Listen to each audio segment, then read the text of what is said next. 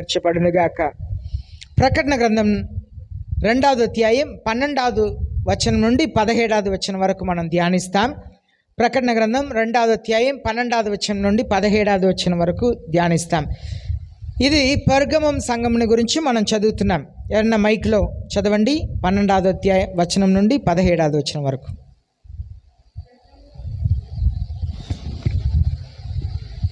పెర్గములో ఉన్న సంఘపు దూతకు ఇలాగు రాయుము.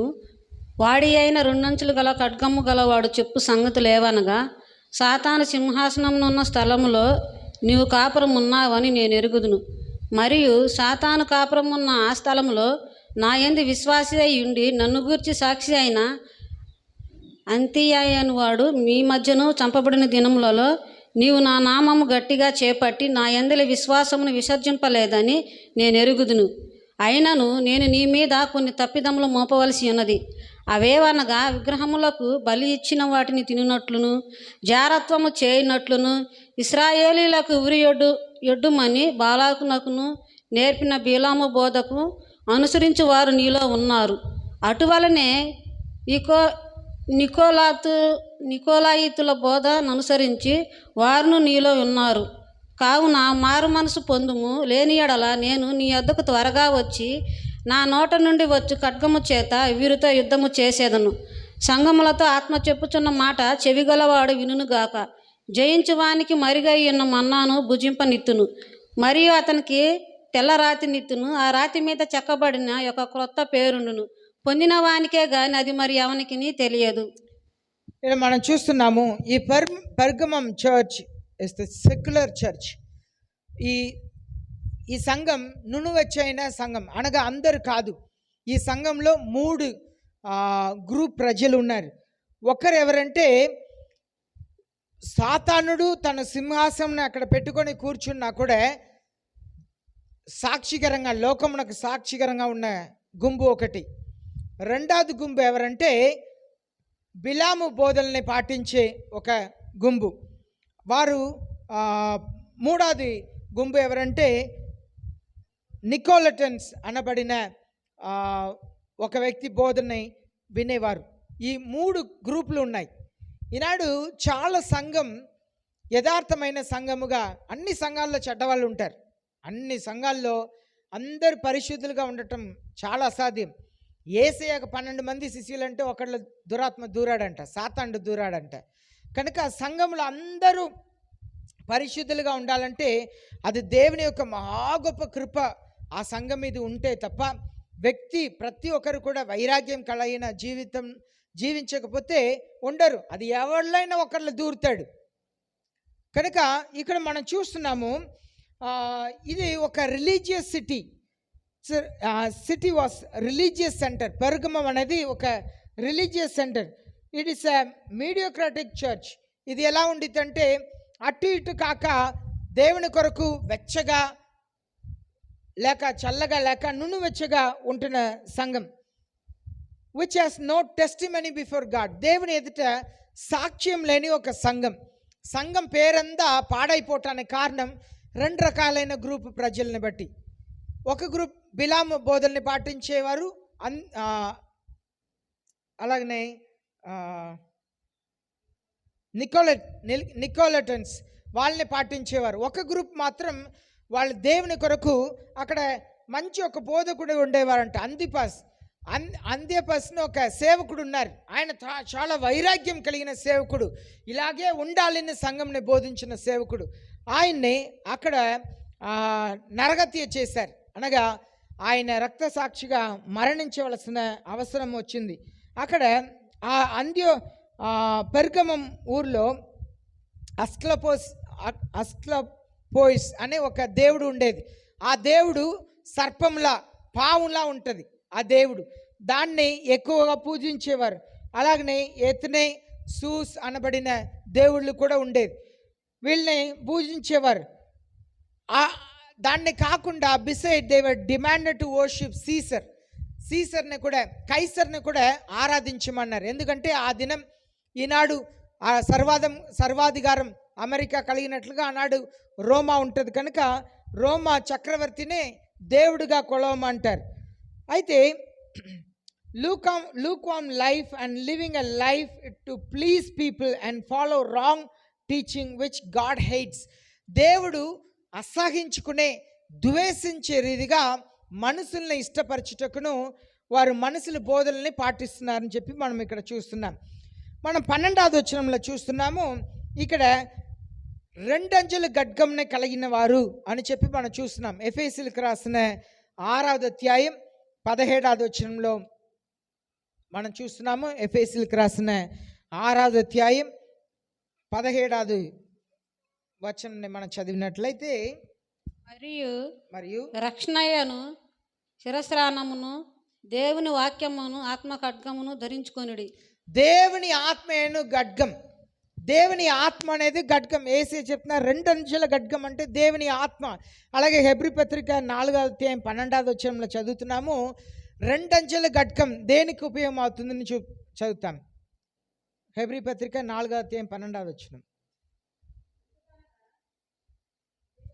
ఎందుకనగా దేవుని వాక్యము సజీవమైన బలము గలదై రెండంచులు గల ఎటువంటి ఖడ్గము కంటేను వాడిగా ఉండి ప్రాణాత్మలను కీళ్లను మూలుగను విభజించున్నంత మట్టుకు దూరుచు హృదయం యొక్క తలంపులను ఆలోచనలను శోధించుచున్నది. దేవుని వాక్యం ఖడ్గం అంట. అది ముక్కలు ముక్కలుగా మనల్ని సరి చేసుకోవటానికి సహాయం చేస్తుంది. మన మనస్సుని, ఆలోచనల్ని, హృదయంని వేరు చేస్తుంది. హృదయంకు ప్రాధాన్యత ఇవ్వాలి. మన రెండింటినే వాడాలి. హృదయంని వాడవలసిన చోట్ల హృదయంని వాడాలి, మనసుని వాడవలసిన చోటనే మనసునే వాడాలి. ఒక పాస్టర్ గారు ఇలాగ చెప్పారు, ప్రేమ అనేది పెట్రోల్ లాంటిది, డ్రైవర్ జ్ఞానం లాంటిది. కార్ ట్యాంక్ నిండా పెట్రోల్ ఉందని చెప్పి ఆ ఇంటి ముందు ఆగుతామని చెప్పి ఆగటం కాదు. ప్రేమ దేనికి సూచన? పెట్రోల్కి.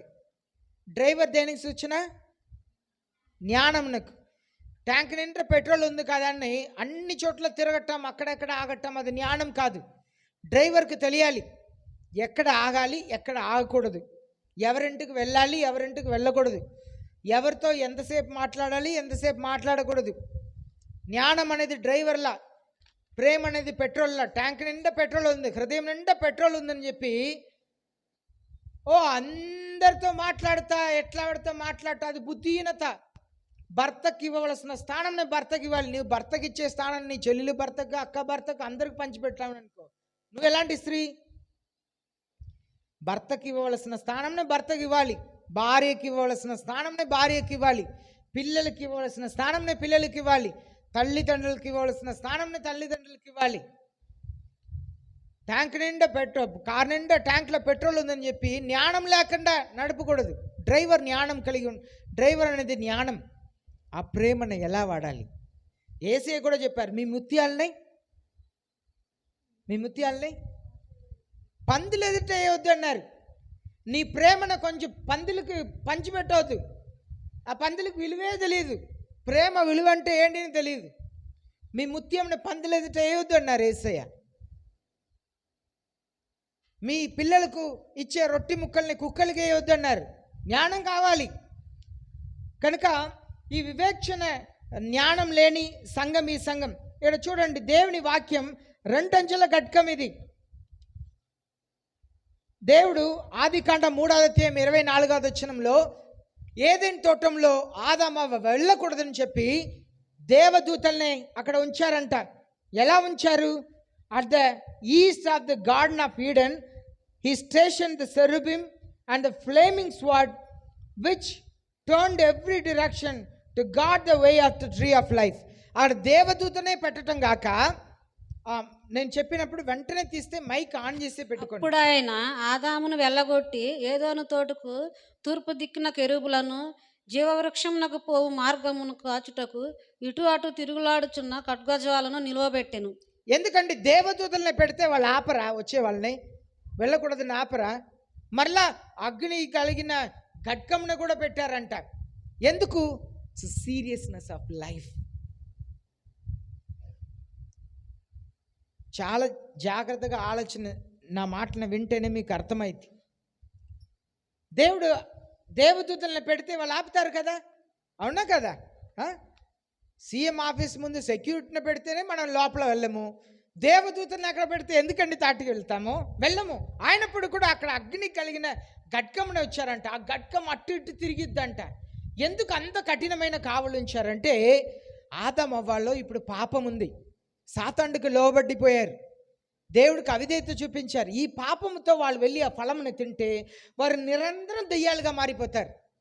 వాళ్ళకి విమోచనే ఉండదు. యేసయ్య వచ్చి రక్తంను కార్చి మరణించినా కూడా రక్షణ ఉండదు. అర్థమైందా? ఆ కారణంతోనే మానవుల మీద ఉన్న ప్రేమతో దేవదూతలు మాత్రమే కాదు, ఖడ్గంను ఉంచారంట, అగ్నిమయమైన ఖడ్గంను ఉంచారంట. అది దేవుని ప్రేమ. అలాంటి ఖడ్గంను కలిగిన దేవుడిని 12వ వచనం చదువుతున్నాం. 13వ వచనంలో చదువుతున్నాము, I know where you are living. నువ్వు ఎక్కడ ఉన్నావు నేను ఎరిగి ఉన్నాను అంటున్నారు. ఆ మతంను మాత్రం చదవండి. సాతాను సింహాసనం ఉన్న స్థలములో నీవు కాపురం ఉన్నావని నేను ఎరుగుదును. నువ్వు కాపురం ఉన్నావు నేను ఎరిగి ఉన్నాను. నీ ఎక్కడ ఉన్నావు నాకు తెలుసు అంటున్నారు. దేవుడికి తెలుసు మనం ఎక్కడ ఉన్నాం. మీరు ఉన్న చోట్ల కూడా దేవునికి ఫిర్యాదు చేయవద్దు. అయ్యా ఇలా ఉన్నారు ప్రజలు, ఇలా ఉన్నారు ప్రజలు, ఇలా ఉన్నారు. నేను నేర్చుకున్నది దానికి నేను చెప్తున్నా కదా, 9:30కి చర్చి గేట్ డోర్ క్లోజ్ చేసినా నేను వాక్యం చెప్తా ఉంటాను. ఒక్క చిన్న పిల్లడు వచ్చి మాత్రం కూర్చున్నా కూడా, ఆయన ఒకవేళ నిద్ర వచ్చి పండుకున్నా కూడా వాక్యం చెప్తాను, ఎవరు లేకపోయినా. అంటే ఇక్కడ దేవుడు ఏం చెప్తున్నారంటే ఆ ల్యాంప్ హ్యాస్ టు షైన్. ఎంత చీకటి ఉందనండి, ఒక లైట్, ఒక కొవ్వొత్తి పని ఏంటి? వెలుగివ్వాలి అంతే. ఎంత చీకటి ఉండండి, చుట్టూ ఎంత చీకటి ఉంది, మనం వెలగాలి. మన చుట్టూ ప్రజలు మారట్లే.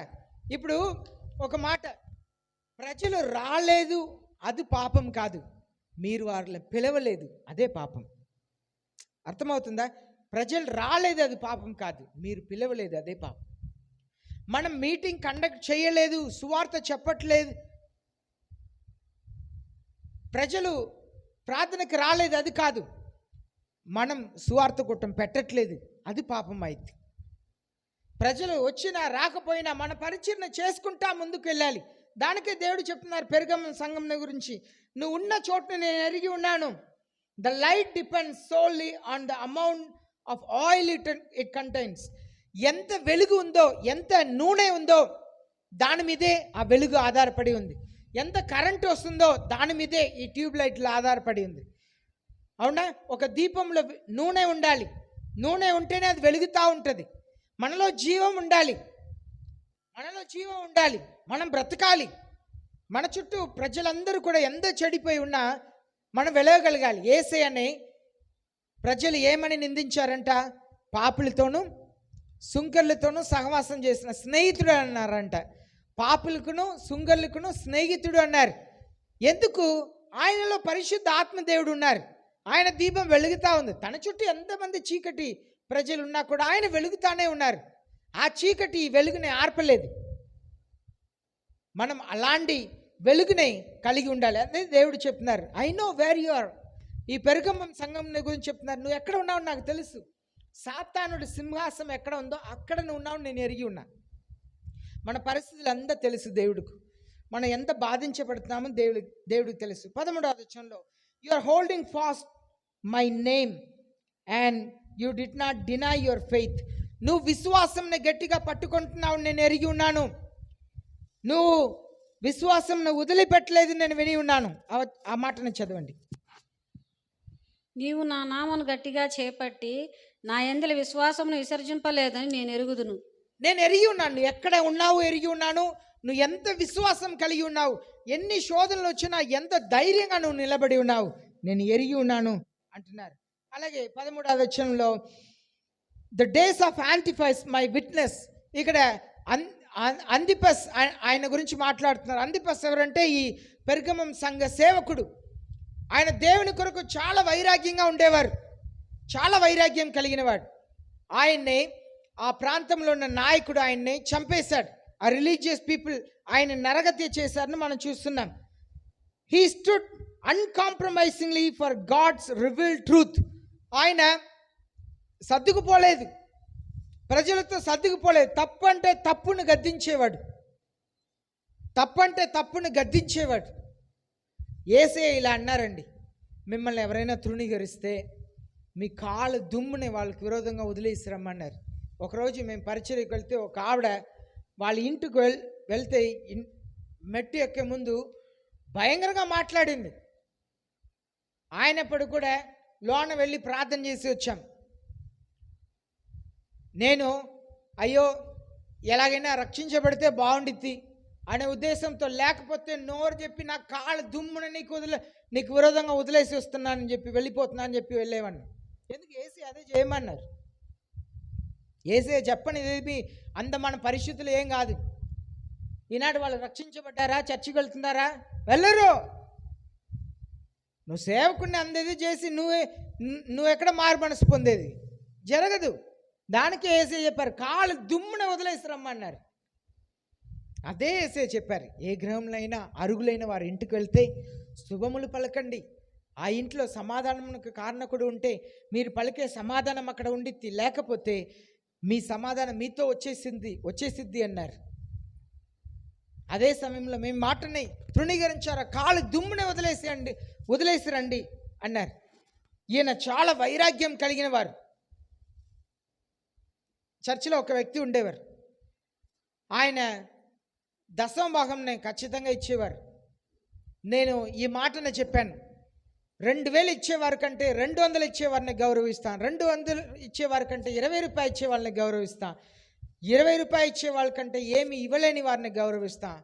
దానికి అర్థం నేను అందరినీ సమానంగా గౌరవిస్తాను, ప్రేమిస్తాను. నా చర్చి మానేశారు, వేరే కారణం లేదు. దేవుని సేవకులు, దేవుని పిల్లలు వైరాగ్యంగా ఉండాలి.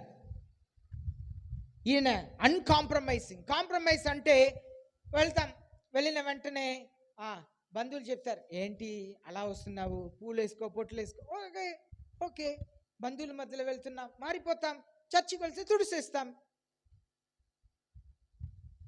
అన్కాంప్రమైజింగ్ అంటే నేను ఇంతే వస్తా, పూలు వేసుకో, అదేంటి ఎండిపోయిన చెట్టులా ఉంది, నష్టం ఇది ఏమీ లేదు, తలలో పువ్వు లేదు అంటే, పువ్వు పెట్టుకోవటం నేనేం తప్పుని చెప్పను, సరేనా? మీరు పూలు పెట్టుకొని చర్చికి వచ్చినా, ఏంటి పూలు పెట్టుకొని చర్చికి వచ్చారు ఏంటి? స్త్రీలు అంటే అందంగా ఉండాలి, ముందు భర్త ఇష్టపడే రీతిగా ఉండాలి. పూలు పెట్టుకోవటం ఏం తప్పు ఏమి కాదు. అయితే మనం ఆకర్షించే రీతిగా చేసుకోకూడదు, అది పాపం. ఒకవేళ అలా వచ్చినా ఎప్పుడు చర్చి నుండి వెళ్ళేదాకా తల కప్పుకొని ఉండాలి. మీ ఇంట్లో మీరు చక్కగా భర్త ఇష్టపడేటట్లుగా భర్తని ఆకర్షించే రీతిగా ఉండాలి. అన్కాంప్రమైజింగ్ అంటే ఎక్కడ ఎలా ఉండాలో అలాగే ఉంటాను, నేను వెళ్తాను, బంధువుల దగ్గర వెళ్తామని, నేను దేవుని నమ్ముకున్నాను కనుక నేను వేయించుకోను, బొడ్డు వేయించుకోను కనుక నేను అది చేసుకోను. వాళ్ళు వస్తారు, అందరికీ వేపిస్తూ ఉంటారు, మరి వేయించుకుంటారు. ఎవరు చూస్తున్నారు? పాస్టర్ గారు చూస్తున్నారా? చర్చిలో ఎవరు చూస్తున్నారు? దేవుడు చూస్తున్నారు. నీ బ్రతుకుని దేవుడు చూస్తున్నారు. నువ్వు చర్చిలో ఏ వేషం వేస్తున్నావు, బయట ఏ వేషం వేస్తున్నావు, చర్చిలో ఎలా కనపడుతున్నావు, ఇంట్లో ఎలా బ్రతుకుతున్నావు, దేవుడు చూస్తున్నారు. మనం భయపడవలసింది దేవునికి. అయితే ఈ అంతిపస్ దేవుని సేవకుడు వైరాగ్యం కలిగిన వారు, uncompromising man. Satan should consider you such a threat to his kingdom that he moves his throne to the place where you live. సాతానుడు నిన్ను చూస్తే ఈయన ఇంటి దగ్గర ఈయన శోధించేటట్లుగా ఒకరిని నేను పెడతాను. వాళ్ళు ఉదయకాలం సిట్టింగ్ టంగ్ బెల్లు కొడతా పూజలు చేస్తూ ఉంటారు, అలాంటి వారిని తీసుకొచ్చి పక్కన పెడతాడు.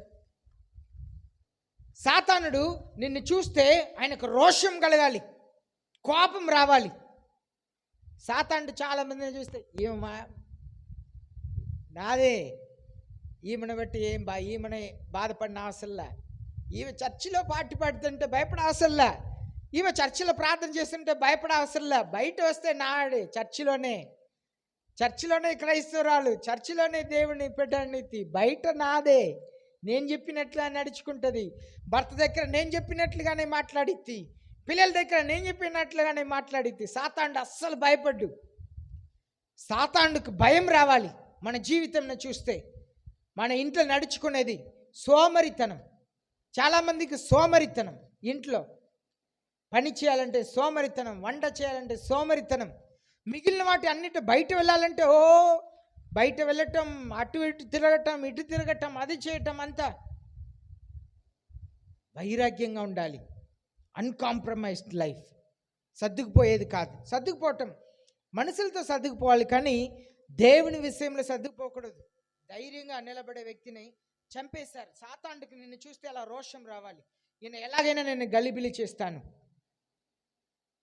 సాతానుడికి నా మీద అంటే రోషం. ఇక్కడ ఒక చర్చి పెట్టాడు, ఇక్కడ ఒక చర్చి పెట్టాడు, వాళ్ళు బాగా పెడతారు, వీళ్ళు బాగా పెడతారు. అసలు రౌండ్ కట్టి ఒక్కొక్కసారి తలనొప్పి వచ్చేది.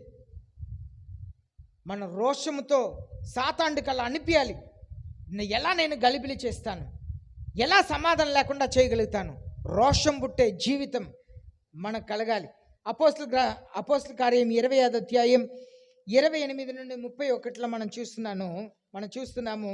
ఇక్కడ పౌలు అపోస్తలుడు చెప్తున్నారు, be on guard for your self and for all the flock among which the Holy Spirit has made you overseers to separate the church of God which he purchased with his own blood. దేవుడు తన స్వరక్తమునిచ్చి సంపాదించిన తన సంఘమును కాయుటకు పరిశుద్ధాత్మ మిమ్మును దేవుని యందు అధ్యక్షులుగా ఉంచెను.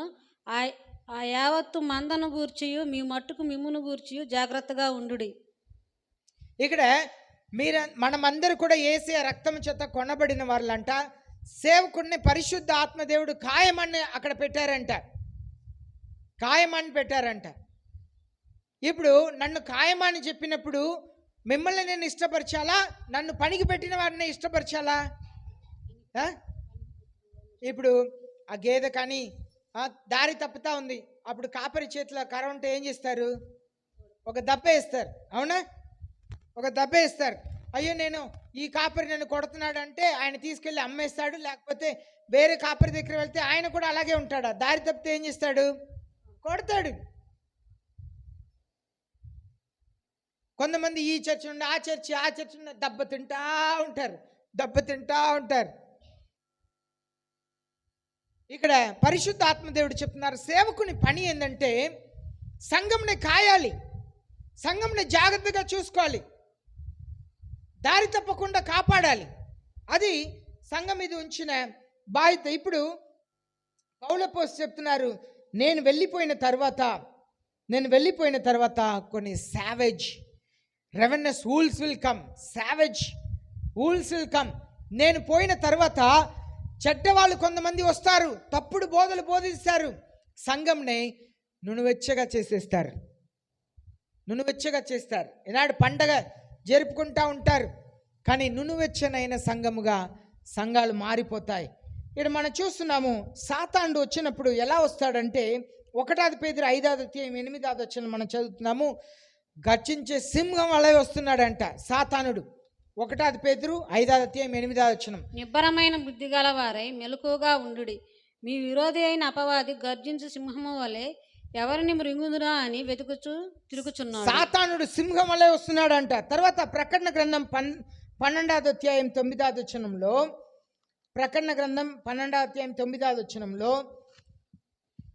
కాగా సర్వలోకమును మోసపుచ్చుచు అపవాది అను సాతాననియు పేరు గల ఆది సర్పమైన ఆ మహాఘట సర్పము పడద్రోయబడెను. పావులా వస్తున్నాడంట సాతానుడు సింహంలా వస్తాడు, పావులా వస్తాడు.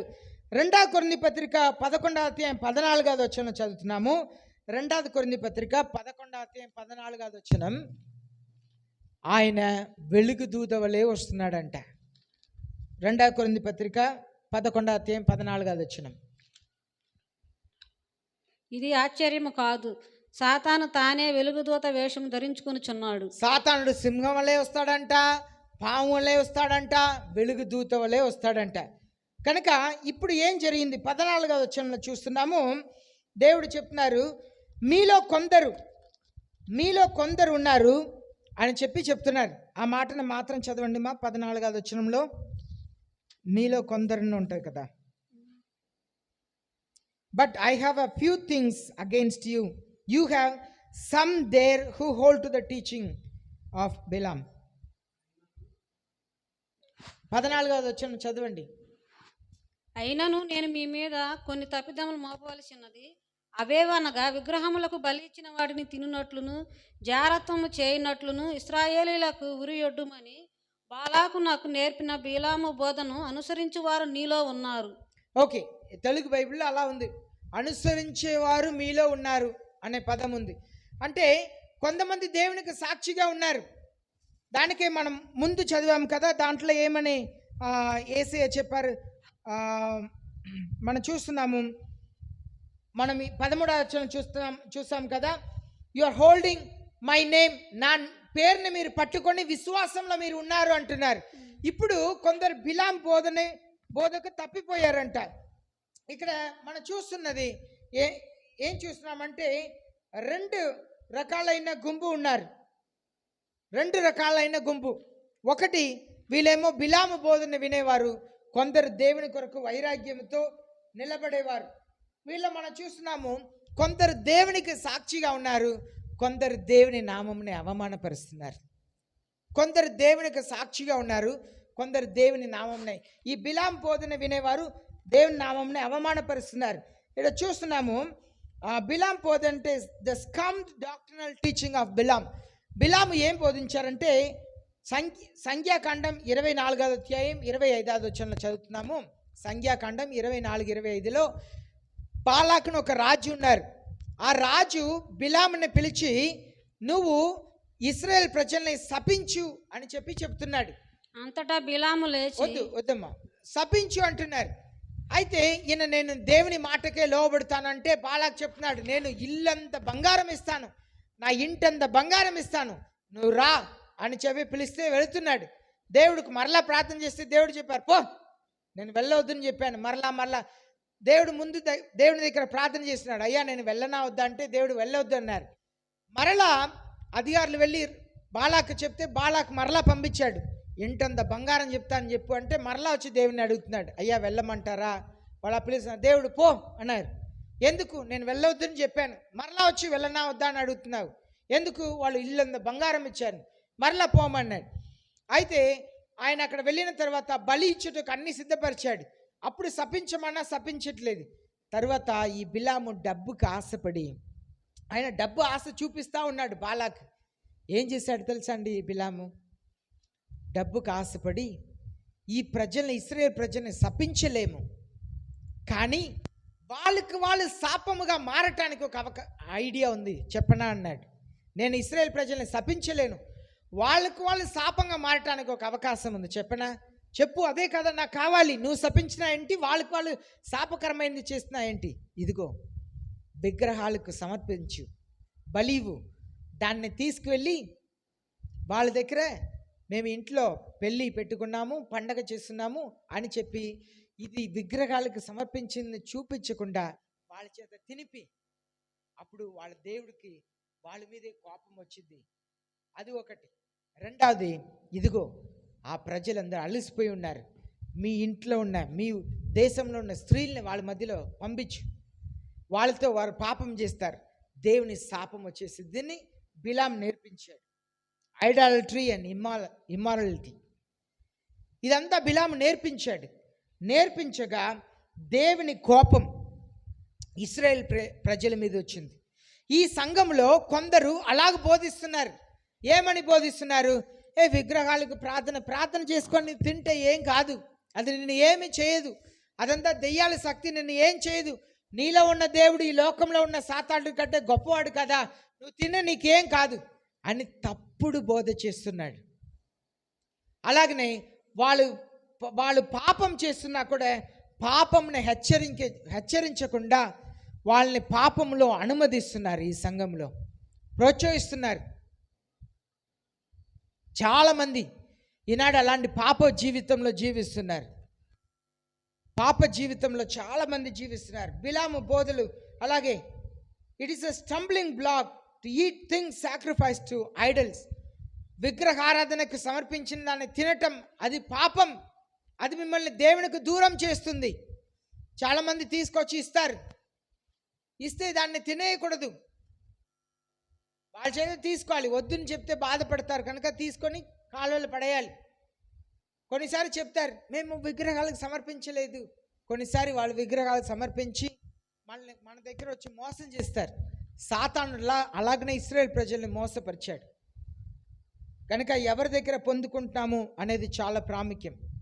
ప్రతిసారి ఎక్కడ ప్రార్థన చేసినా, ఇప్పుడు హోటల్కి వెళ్తాం, హోటల్ అంతా ఆ పచ్చడి అంతా గుడిలో కొబ్బరికాయ కొట్టింది అంటారు. మనం అయ్యో మనకు తెలీదు అది గుడిలో కొట్టిందే తీసుకొచ్చి చేస్తున్నారని చెప్తున్నారు, కానీ అది అక్కడ నుండే వచ్చిందా కొట్లో చేశారా తెలియదు. కనుక మనం చేతులు చాపి ప్రార్థన చేయాలి. ఆహారంని పరిశుద్ధపరచమని ప్రార్థన చేసి ఆహారంని భుజించాలి. ఇప్పుడు 15వ వచనంలో మనం చూస్తున్నాము, ద టీచింగ్ ఆఫ్ నికోలటన్స్ గురించి మనం చూస్తున్నాం.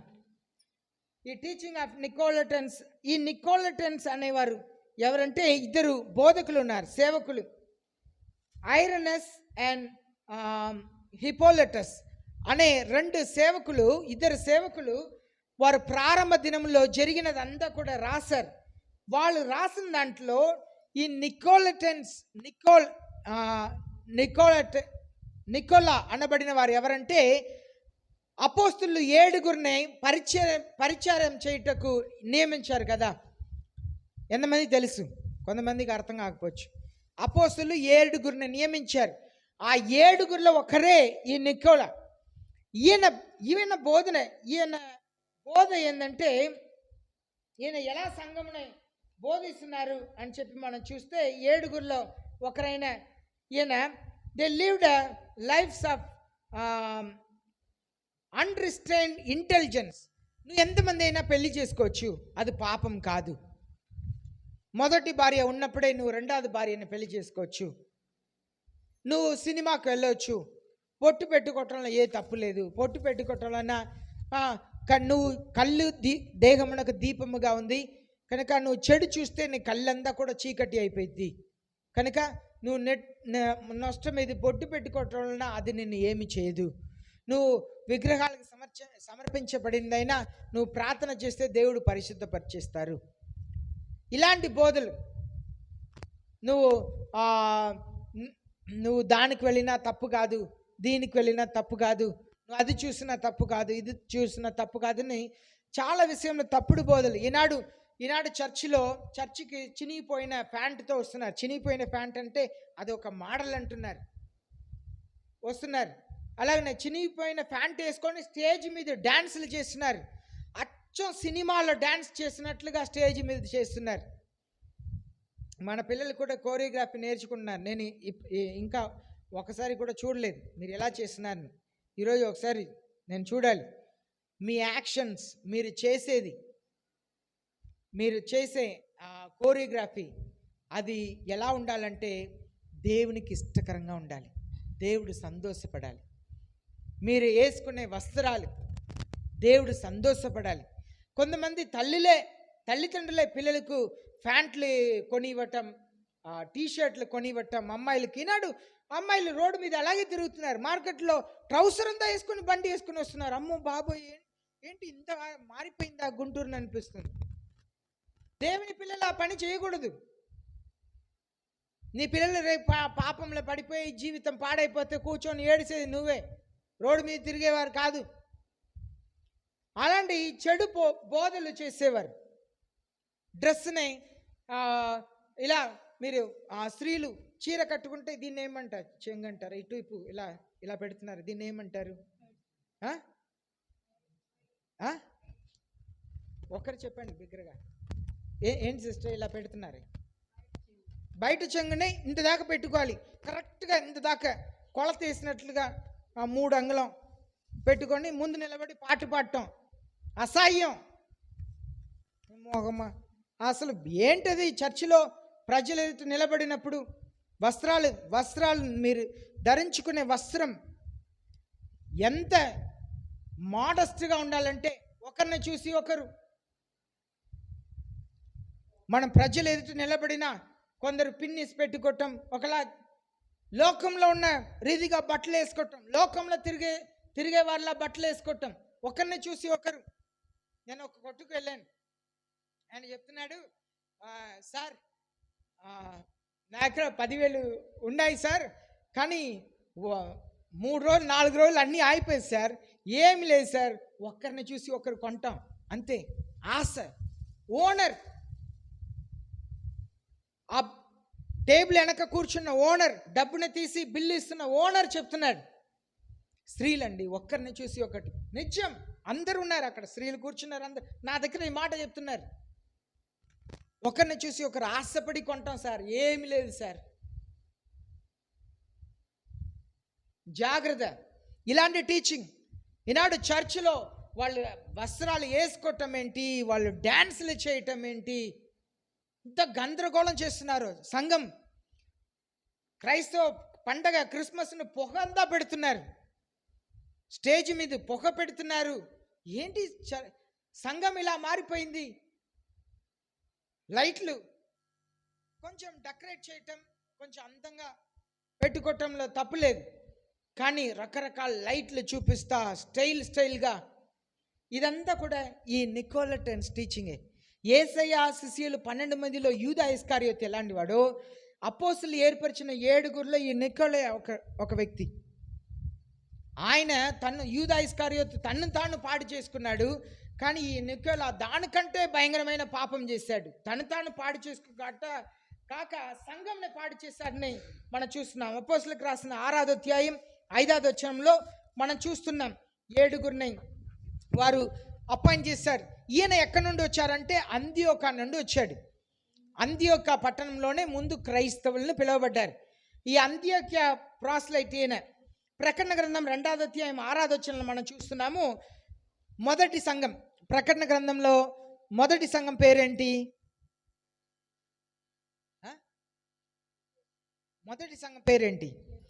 ఎఫెస్. ఎఫెస్ సంఘమునకు చెప్పినప్పుడు దేవుడు ఈ మాటను చెప్తున్నారు యేసయ్య. ప్రకటన గ్రంథం 2వ అధ్యాయం 6వ వచనం. అయితే ఈ ఒకటి నీలో ఉన్నది, నికోలాయితుల క్రియలు నీవు ద్వేషించుచున్నావు, నేను కూడా వీటిని ద్వేషించుచున్నాను. యేసయ్య ద్వేషిస్తున్నారంట, ఆ ఎఫెసు సంఘం కూడా ద్వేషిస్తుందంట. ఈ నికోలటస్ ఏం చేశాడంటే సంఘాలు వెళ్ళి బోధిస్తున్నాడు, సంఘాలు వెళ్ళి చెడుపుతున్నాడు. ఎఫెసు సంఘం కళ్ళు తెరుచుకున్నాడు, వీడు దొంగ బోధ. మనం కూడా చాలా మంది సేవకులను పిలుస్తున్నాం, వాక్యం చెప్తారని, కానీ వాళ్ళు దానికే నేను ప్రార్థనలో 2వ ప్రార్థన ఏమని చేయమంటాను,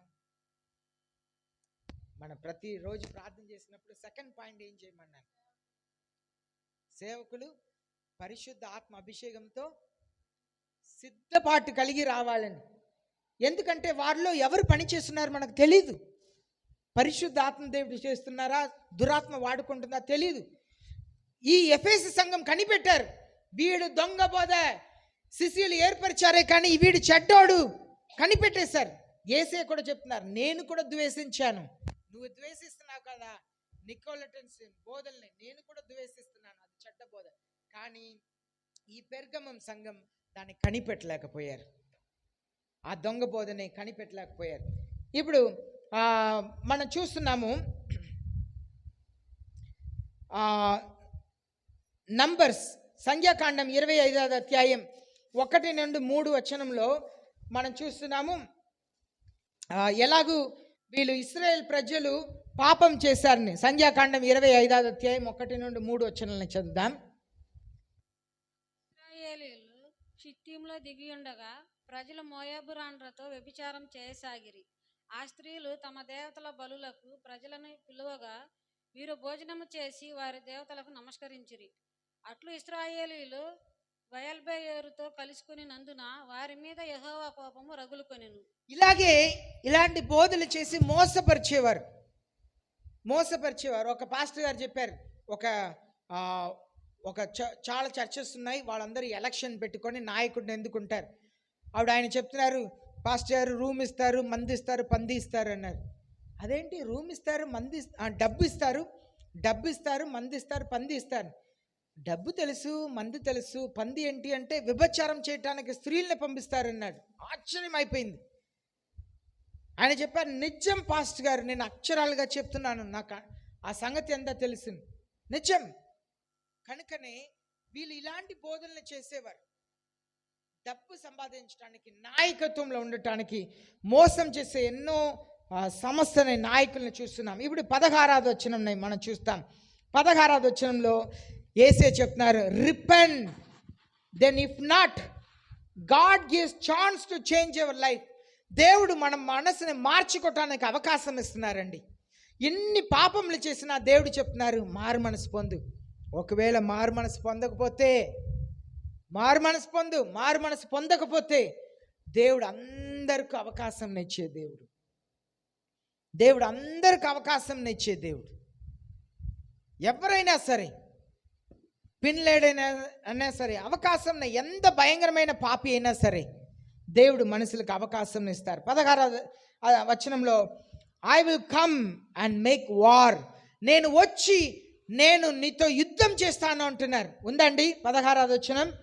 నేను నీ యొద్దకు వచ్చి త్వరగా వచ్చి నా నోట నుండి వచ్చి ఖడ్గము చేత వీరితో యుద్ధము చేసేదను. నేను వచ్చి యుద్ధం చేస్తాను. దేవుడు వచ్చి యుద్ధం చేస్తారంట. వ్యక్తిగతంగా వచ్చి గద్దిస్తారంట. మారు మనసు పొందని ప్రతి ఒక్కరిని వ్యక్తిగతంగా యుద్ధం చేస్తారంట. దేవుడు వచ్చి పోట్లాడుతారంట. దేవుడు వచ్చి వ్యక్తిగతంగా యుద్ధం చేస్తారంట.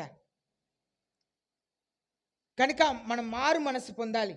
God himself fights against unrepentant children who are in the church. సంఘములో ఉన్నవారితో, మారు మనసు పొందక సంఘములో ఉన్నవారితో దేవుడు వచ్చి యుద్ధం చేస్తారంట. దేవునితో యుద్ధం చేయాలంటే ఇష్టమేనా అని? దేవునితో యుద్ధం చేయాలంటే ఇష్టమేనా? ఇష్టపడితే మారు మనసు పొందకుండా అలాగే ఉండండి, అలాగే ఆలస్యంగా వస్తూ ఉండండి, అలాగే మీ పనిని సరిగా చేయక ఉండండి, అలాగే పాపంని విడిచిపెట్టకుండా ఉండండి. దేవుడే వచ్చి మీతో యుద్ధం చేస్తారు. అలాగనే 16వ వచనంలో with the word of my mouth, నా నోటుతో నేను యుద్ధం చేస్తానంటున్నారు. దేవుడు వచ్చి మిమ్మల్ని లాగి కొట్టరు. ఏం చేస్తారు? ఇక నిలబడి నోటితో యుద్ధం చేస్తారు, నోటి మాటలతో యుద్ధం చేస్తారు. అది దేవుడు నోటి మాటతో యుద్ధం చేస్తున్నప్పుడు దాన్ని తైలాభిషంగా ఎంచవచ్చు. వీడేంటి చెప్పేది, నేనేంటి వినాలని బైబిల్ పెట్టుకొని తీసుకొని పరిగెత్తవచ్చు. చూడండి, యూదా ఇస్కారియోతు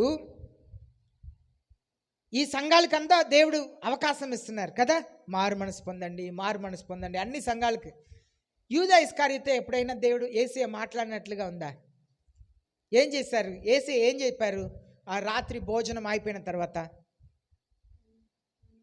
యూదా ఇస్కారియోతుకి ఏం చెప్పారు అమ్మా?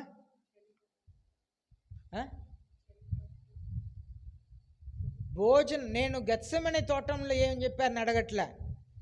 భోజనం, ఆ రాత్రి భోజనం చేసిన పిమ్మట యూదా ఇస్కారియోతుకి ఏం చెప్పారు? యూదా, ఏం చేయాలో త్వరగా వెళ్ళి చేయి. కొందరిని మార్చలేం, దుఃఖపెడతారు, ఏడుస్తారు, మారు.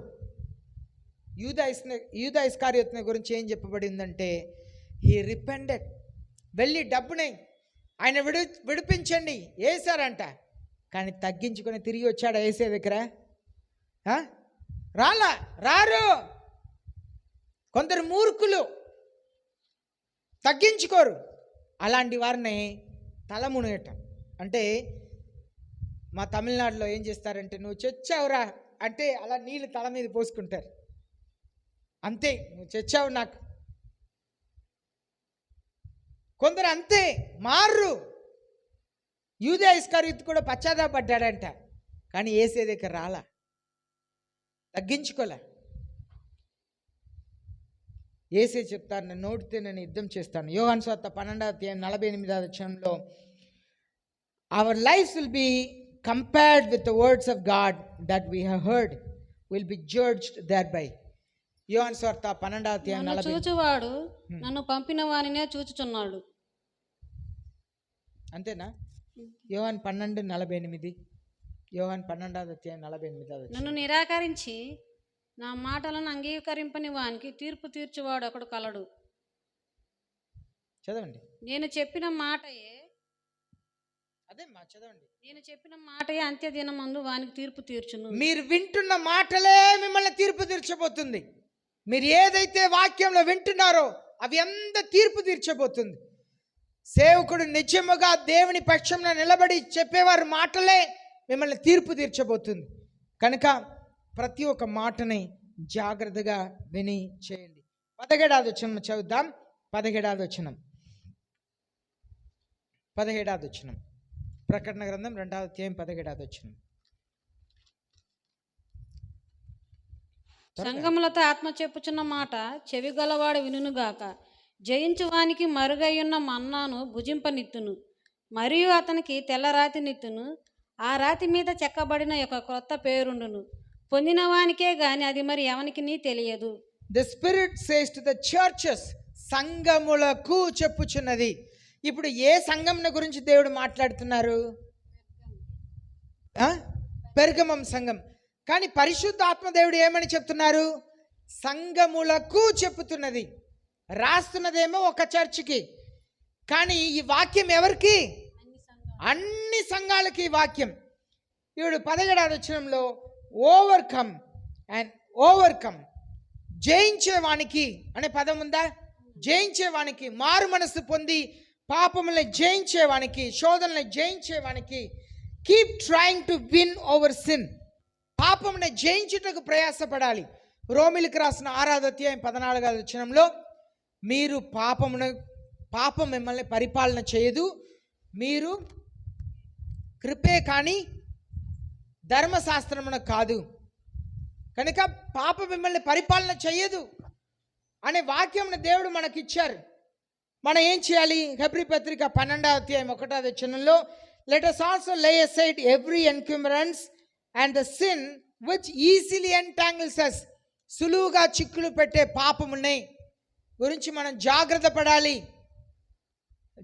పడాలి. కారణం మనం జయించే వారిగా ఉండాలి కనుక.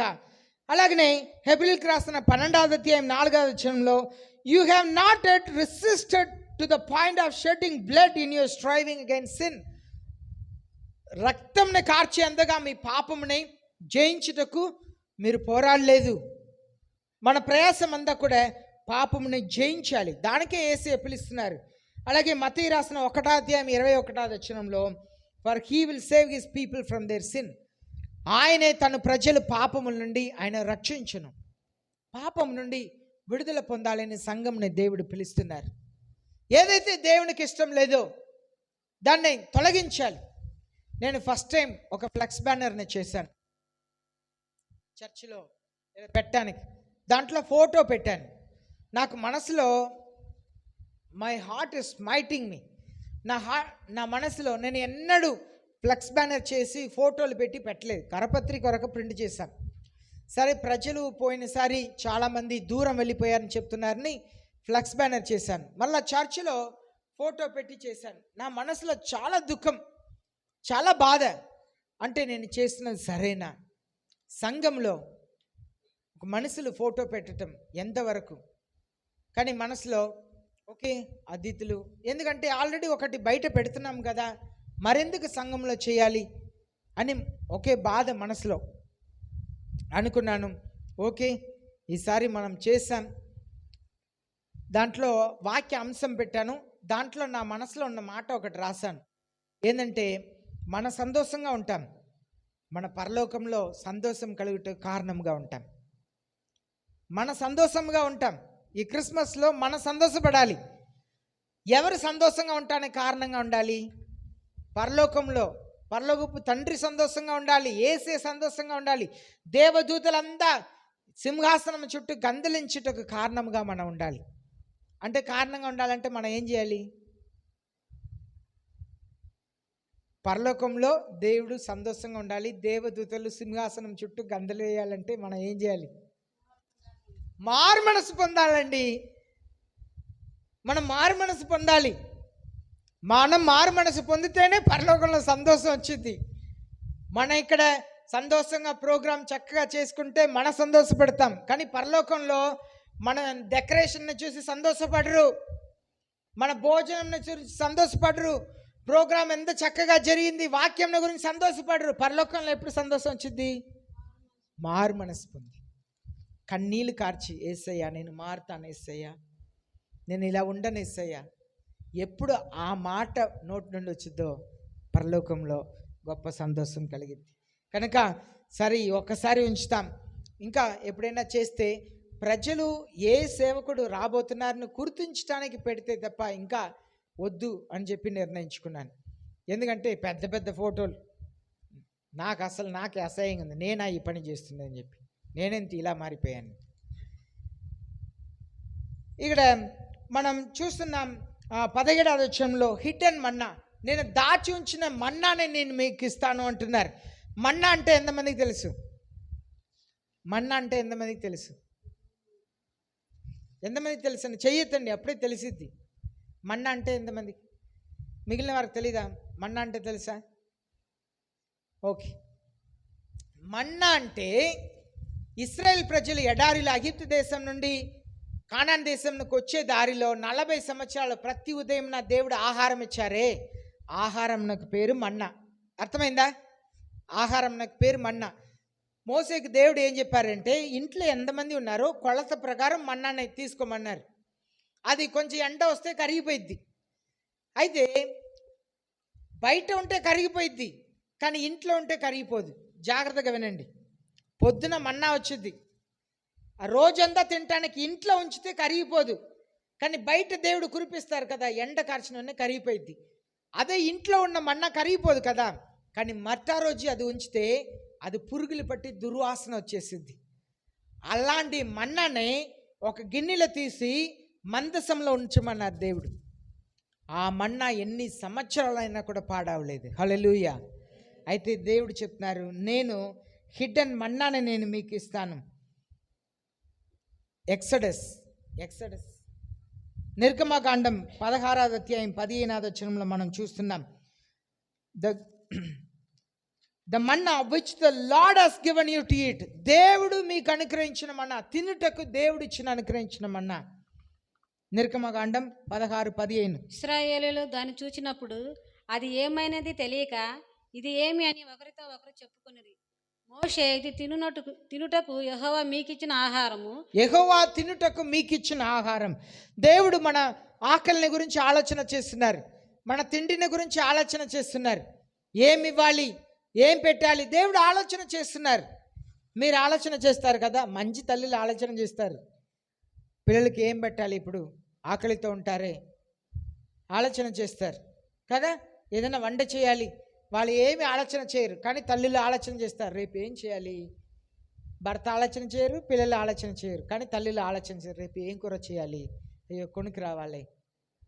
దేవుడు కూడా ఆలోచన చేస్తున్నారు. దానికే దేవుడు తల్లులతో తన ప్రేమని పోలిస్తున్నారు.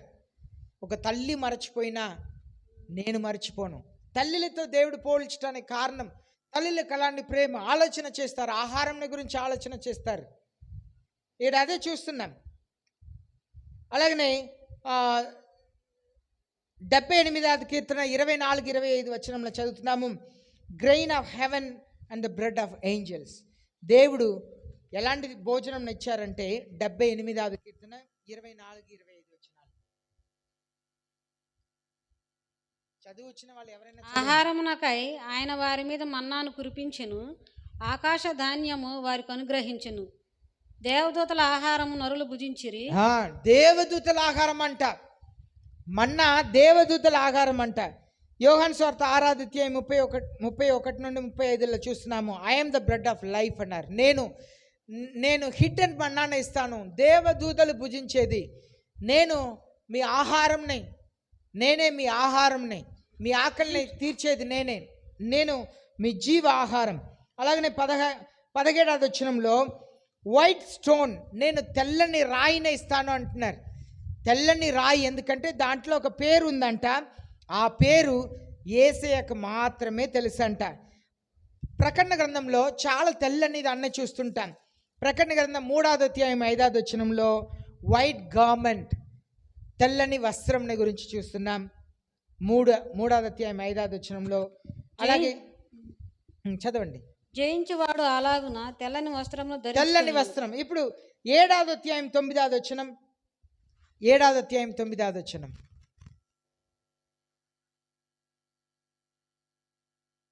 వారు తెల్లని వస్త్రములు ధరించుకున్న వారే. అక్కడ ఇంగ్లీష్ బైబిల్లో ఫస్ట్ ఏమో వైట్ గార్మెంట్ ఉంటుంది, 7, 9లో వైట్ రోబ్స్ ఉంటుంది. ఓకే, అక్కడ కూడా వస్త్రమనే ఉంది తెలుగులో. తర్వాత 19వ అధ్యాయం 8, 14లో చదువుతున్నాం. 19వ అధ్యాయం 14వ వచనం. ఆమె ధరించుకొనుటకు ప్రకాశములను నిర్మలములై ఉన్న సున్నపు నార బట్టలు ఆమెకి ఇయ్యబడెను. అవి పరిశుద్ధుల నీతి క్రియలు. 14వ వచనం. పరలోకమందున్న సేనలో శుభ్రమైన తెల్లని నారబట్టలు ధరించుకొని, తెల్లటి నారబట్టలు, ఇక్కడ కూడా మరలా తెల్లటి నారబట్టలు. మరలా 20:11 అధ్యాయం 11వ వచనం. మరియు ధవలమైన మహాసింహాసనమును దాని యందు ఆసీనుడై ఉన్న ఒకని చూచి తిని, భూమి ఆకాశంలో ఆయన సముఖం నుండి పారిపోయాను. ఇక్కడ ధవలమైన సింహాసనం ఉంది. ఇంగ్లీష్లో వైట్ థ్రోన్ అని చెప్పి ఉంది. పరలోకం వైట్ అనేది పరలోక రాజ్యంని వైట్తో మరలా పోలిస్తున్నారు. అక్కడ ఉన్నవి అంతా కూడా తెల్లగా ఉండిద్ది. ఆ ఒక్క కారణంతోనే మనం ప్రభు వల్ల తీసుకున్నప్పుడు ఆ రోజు తెల్లని వస్త్రం వేసుకొని వస్తాం. ఎందుకంటే ఈనాడు హిందూస్ కూడా ఏదో ఒక గ్రూప్ ఉన్నారు, వాళ్ళు కూడా తెల్ల బట్టలు వేసుకుంటారు.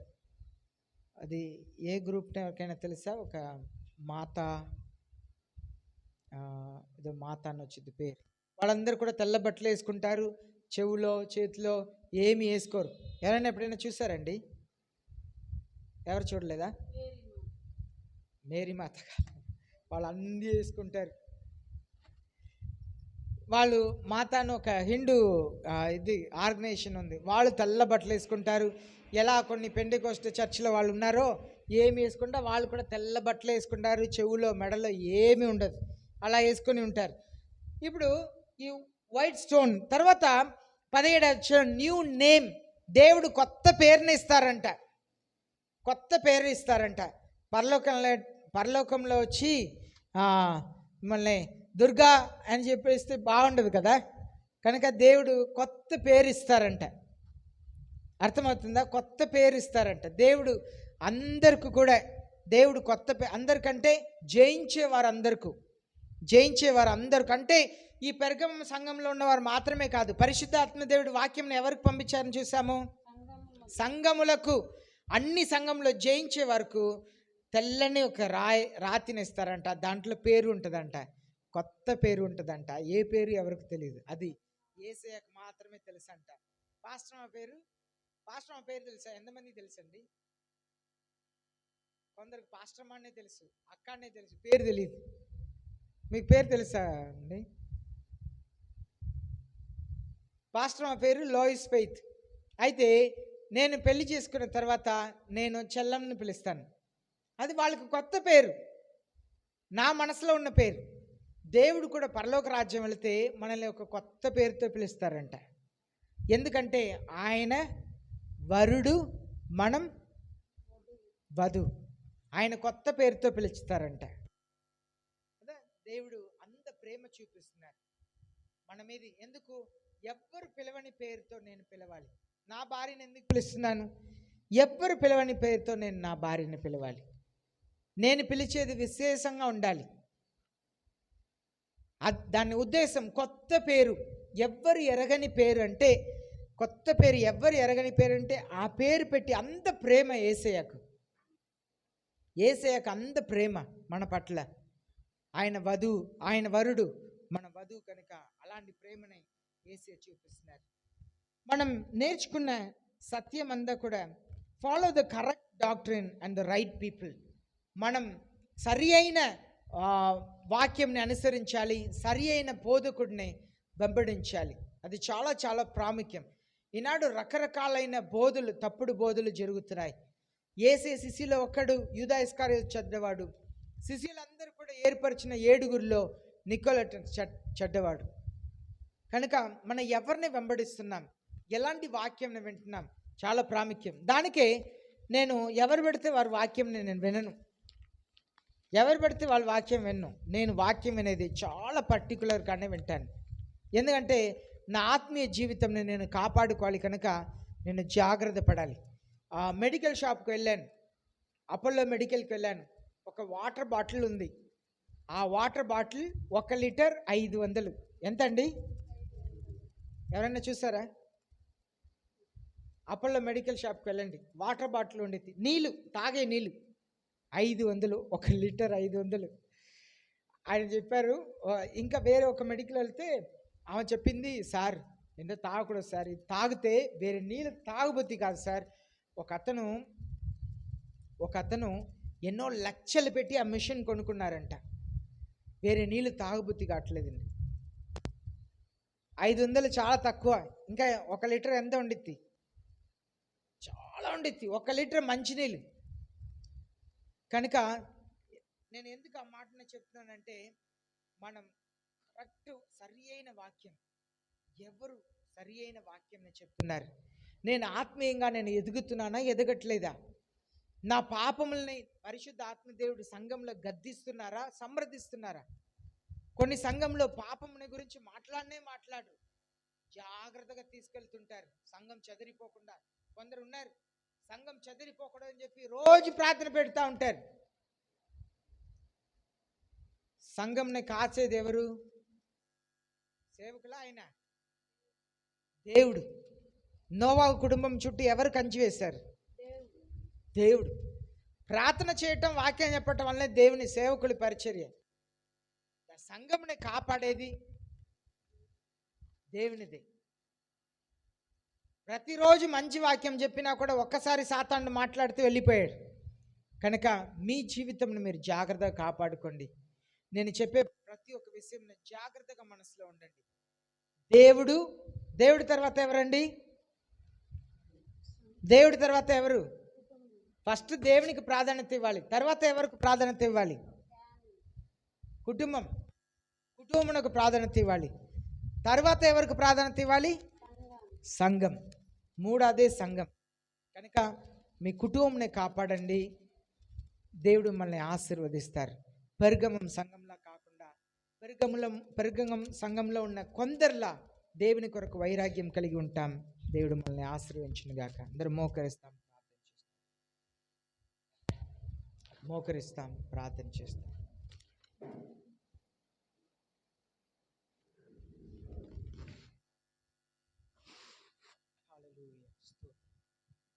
మీకు మీరు ప్రార్థన చేయండి. మీరు ఎలాంటి బోధనలు వింటున్నారు, ఎవరిని అనుసరిస్తున్నారు? చాలా జాగ్రత్త. బోధకుని అనుసరించాలి. చర్చిలో నేను పాస్టర్ గారి వాక్యం వింటా, ఇంట్లో ఎవరైనా అనుసరిస్తానంటే మీరు శిష్యులు కానేర్రు. మీ కొరకు మీరు ప్రార్థన చేయండి. యేసయ్యా, నేను లోబడే మనసును దయచేయండి, మంచి హృదయం నాకు దయచేయండి. పరిశుద్ధ ఆత్మదేవా, మీ వాక్యంని అర్థం చేసుకునే కృపను దయచేయండి. పరలోకపు తండ్రి, పరిశుద్ధముల దేవా, అర్థం చేసుకునే హృదయంని మాకు దయచేయండి. మా జీవితంని జాగ్రత్తగా భయముతో భక్తితో కాపాడుకునే కృపను దయచేయమని, సంఘమందరినీ కూడా మీరు ఆశీర్వదించమని యేసయ్య నామములో ప్రార్థిస్తున్నాను.